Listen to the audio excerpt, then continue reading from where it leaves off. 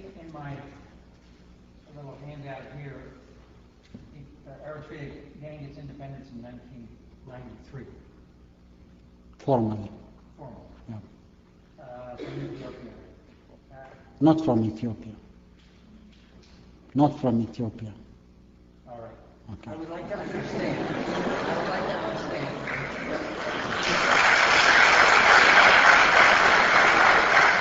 Okay. What it is that seems to have altered the stance of the Ethiopian government towards Eritrea.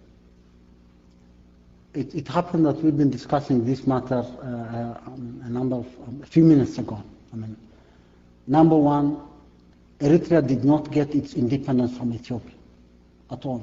I mean, we had our just cause. We fought for a long time, for almost 3 decades, probably half a century. And when 91 came, we said, we're postponing the unilateral declaration of independence to go through a legitimate political process to assure the international community and be assured that we have exercised this right through a referendum. Then people were saying, well, a referendum could be expedited if the Ethiopian government agrees to the referendum process. We said no, not at all. We are not asking for the blessing of the Ethiopian government or anybody else for that matter. We would like to exercise this right through a referendum, and we would like the international community to come help us organize and witness the desire or the wish of our population. No one was invited to offer Eritrea independence in a silver platter, not at all. We rejected that all the way.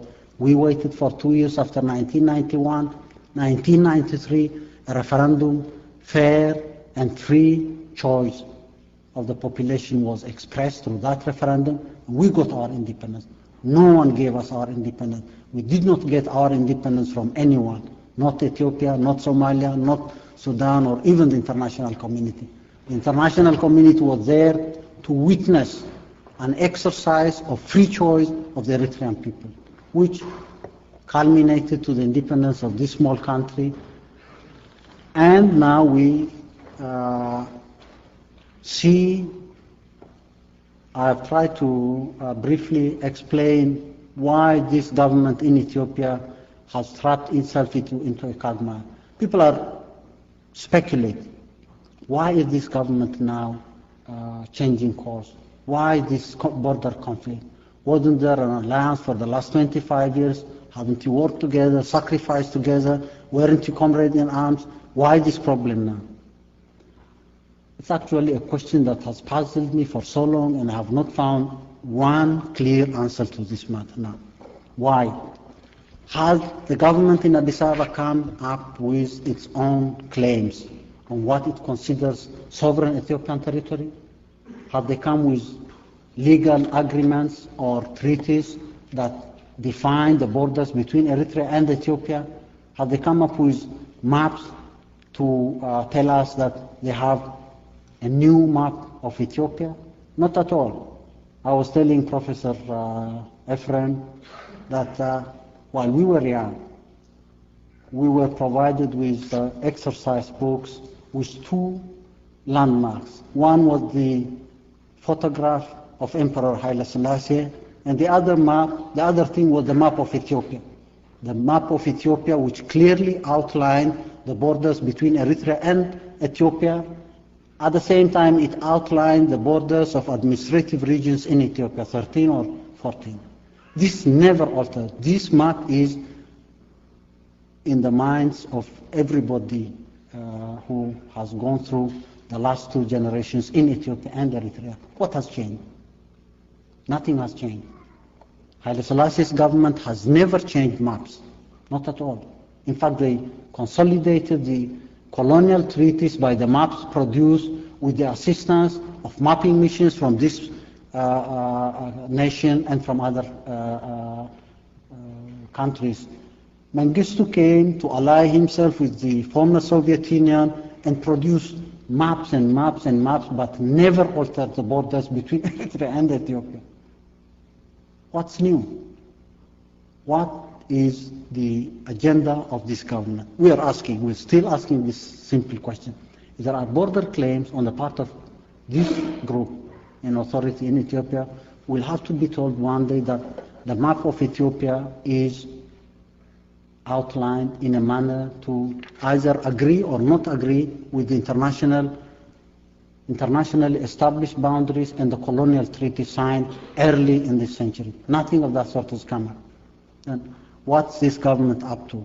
What is the problem? That still is a puzzle. The problem to me is this is a very small group. When it was created in 1975, it never had any agenda for Ethiopia at all. Never. We had to go through a struggle of about 5 or 10 years to convince these people that there is nothing like independence of Tigray. Tigray as a region could not be independent. One can have his own grandiose ideas about his own territory, his own particular region, but that was not realistic. And we had to finally arrive at a point where we convinced them that this is not tenable. They shifted, and well, then again, they were more internationalistic than our perceived understanding of their policies. Well, no problem. We lived with that. We lived with a number of other things. We wanted to see Ethiopia allow its populations to participate in what actually means a new Ethiopia. 1991 came, Mengistu was ousted. These people began redrawing borders. Yes, within the context of federal Ethiopia and the federal constitution, they had the full right, the ultimate right, and probably the supreme right to redraw administrative boundaries. They did their best to increase or include chunks from a number of other provinces into what they conceived to be Tigray as one unique region in Ethiopia. The mistake they made was when they began redrawing international boundaries. That's where they were trapped, and that's what we call the quagmire. Now they can't get out of that quagmire, they can't extricate themselves out of the cut. They will have to find an explanation for this act of violation. Because it cannot be justified, they're living in a situation of obsession or chain reaction where a mistake is resolved or attempted to be solved by another mistake. A third mistake comes to solve the 2 previous mistakes. That kind of vicious circle they live in, and that might be an explanation on what these people are up to. But again, is that a persuasive explanation of what they are up to justify the loss of tens of thousands of lives, both from Eritrea and Ethiopia, to tell us at the end of the day that they were mistaken and they had a misperception about their borders? God knows what finally we'll find out, but we will patiently pursue our policy of dialogue. We'll work with the international community to find a peaceful solution to the problem. We are against the war. We will try to avoid war, even though we have a legitimate right to self-defense. But again, we find this war a senseless war.